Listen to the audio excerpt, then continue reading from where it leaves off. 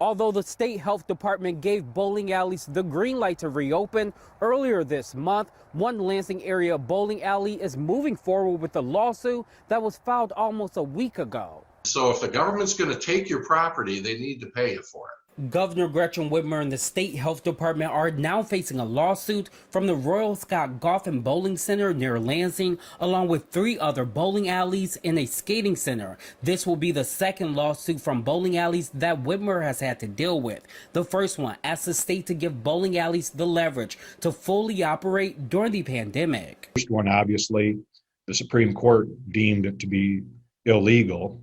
They voted 7-0 to say it wasn't a legal shutdown. The current lawsuit filed by the Michigan Independent Bowling and Entertainment Centers Association is seeking compensation for months of closure since March. Both the federal and the Michigan constitutions have what's called a takings clause, where if the government takes property, private property, for a public use, that then they have to provide just and fair compensation to the party they took the property from. The 13-page legal complaint notes the amount of money that each of the 5 businesses will be making if they hadn't been forced to close. Royal Scot said it's made $4.4 million annually in previous years, but with the closure and the suspension of its liquor license and other permits in December for operating illegally, that yearly profit is much lower. You've got ongoing taxes, you've got ongoing utility bills.